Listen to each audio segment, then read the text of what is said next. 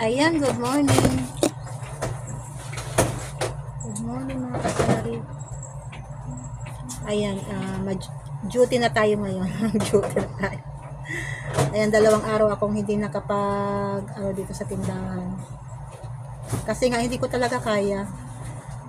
Unang araw naka pa ako, nakapagawa pa ako ng yelo, pero nung talagang ang hirap talaga, ang hirap ng pakiramdam na ganun, ang hirap. Ayan, ngayon is gagawa ko ng maraming yelo kasi walang yelo. Ubos na yung mga yelo na naandyan, is naubos na. Hindi nakagawa kagabi. Ayan. Ubos lahat. Meron natira, 3 na lang. 3 na lang ba? 2 na lang natira. Ayan, naaga pa. Anong oras pa lang? Naaga pa. Ngayon ay ang tawag dito, May 18 na mga kasari. Kamusta kayo?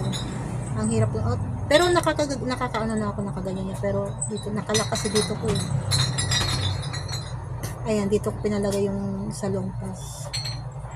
Kagabi sa likod eh. Ngayon dito, sabi ko dito naman.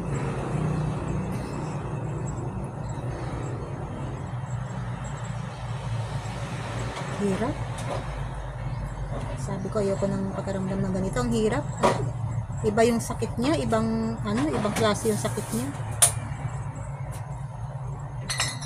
Pati yung paglunok ko, ang sakit. Ang hirap. Paghiga, pagbangon.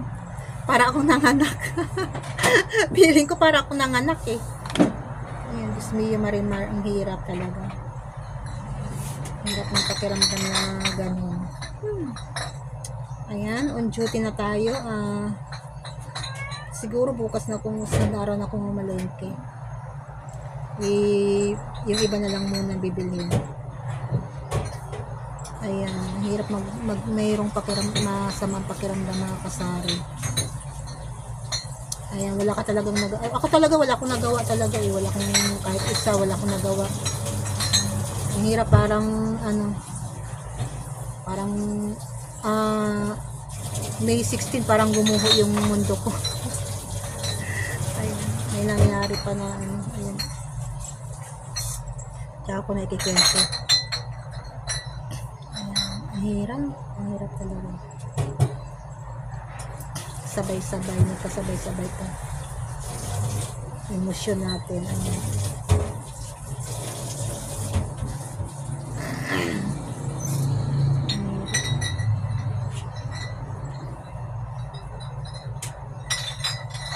Ayan lang, kasari.